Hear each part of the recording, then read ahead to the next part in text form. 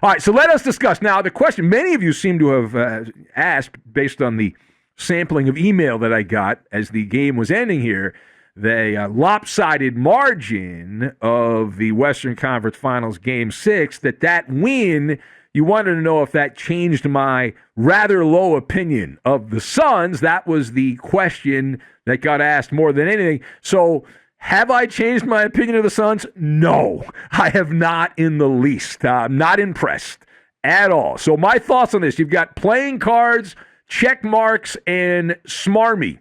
And we'll tie all of these things together, and we'll make the Baba Ganoush, Ben. We'll make the Baba Ganoush. Now, listen, the Suns, the fact that they had to go 6 games with a ragtag Clipper team, you know what the word for that is? Embarrassing.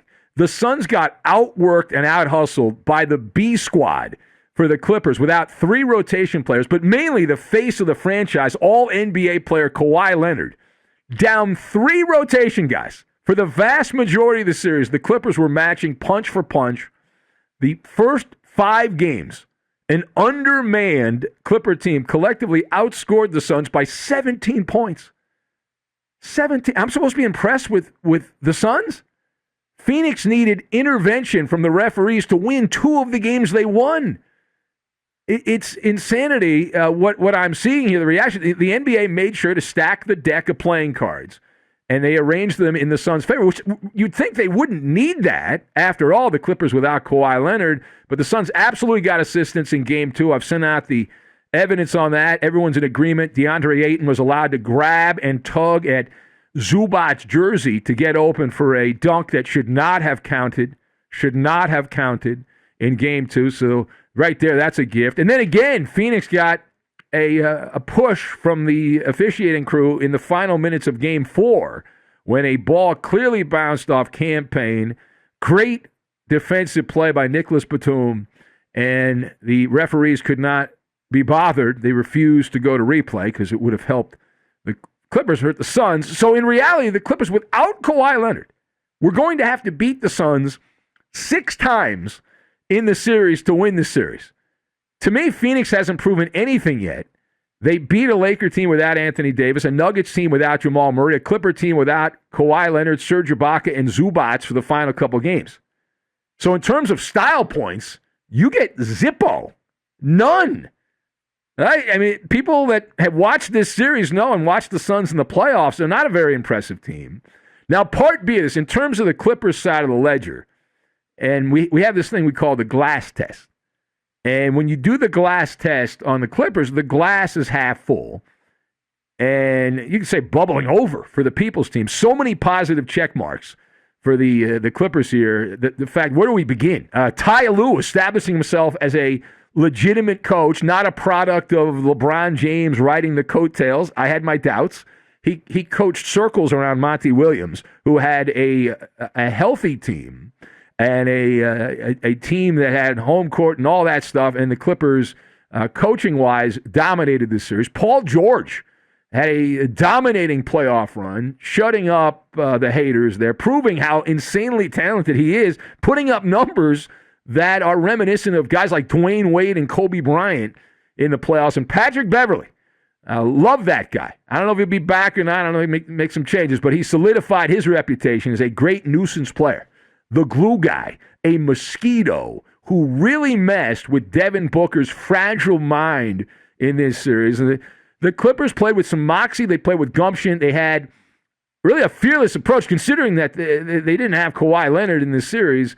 But they did play with some grit, and the progress that the Clippers made when they lose their top player. And you look at some of these other teams and how they just meekly went out, like the Lakers and the Nuggets, but not the Clippers.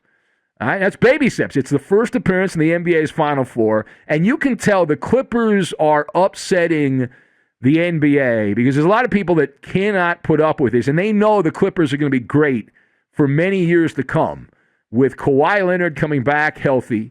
And nobody's going to want to play this team in the postseason anytime soon. And so they established themselves also as the top team in Los Angeles. They run LA, the Clippers, at this point.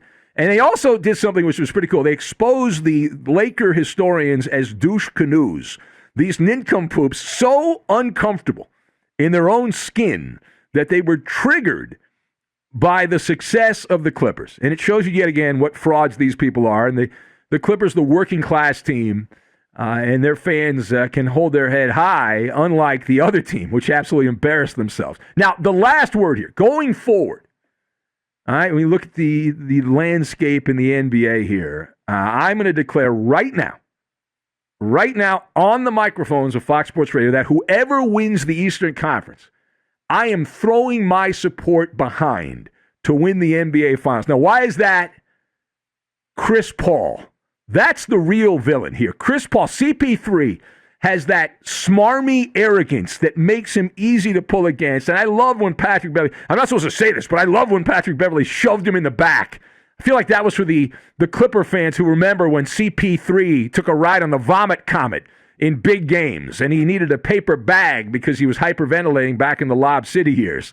And Beverly got escorted away, but it was outstanding. And Paul's getting toe massages by the NBA establishment media after his Game 6 performance. Found it rather nauseating. We believe in truth in broadcasting, but for the bulk of the Western Conference Finals, Chris Paul was not only a player, he was horrible. And now that doesn't go with the narrative, right? It doesn't go with the narrative, and we go by facts over feelings here. Now, my evidence, the Suns coming in to the game Wednesday night, the Suns had a 97.7 offensive rating when Chris Paul was on the floor. When he wasn't on the floor, they were at 112.5. So they were better by a wide margin when Paul wasn't playing. Keep in mind, he missed the beginning of this series. He was out in the COVID protocols. And in the first 3 games Chris Paul played in the Western Finals, you know what he shot? This God's gift to basketball, the point guard, is getting a Manny and a Petty. He shot 31.6% the first 3 games he played in the series. So listen, the Suns, the way I look at the Suns, very unlikable team. Devin Booker's Kardashian trash. He's a lightweight. Jay Crowder is a goon who cries all the time. And DeAndre Ayton, I don't necessarily hate DeAndre Ayton, but the media hype, which he has not lived up to, it's a little too much. Premature would be the word for DeAndre Ayton. But the main reason, again, I will be throwing my support, which is very valuable, on the Eastern Conference, whether that's the Bucks or the Hawks. So I got to figure out how to go about that. But we really need Chris Paul to lose. He vanished at so many crucial moments in the Lob City days. And we love to poke at Doc Rivers and goof on Doc Rivers. But Chris Paul was as responsible as anyone for that era of basketball failing. And I like that people now are trying to rewrite history. I find it amusing. And the reason he had been such a failure in his career is because of his poor play in big games. And the Clippers, whoever wins these, whether that's the Bucks or the Hawks, we'll find out depending on who's the last team standing with injuries. The blueprint is out on how to mess with some of the fragile minds on the Suns, and that's because of the way the Clippers approach this.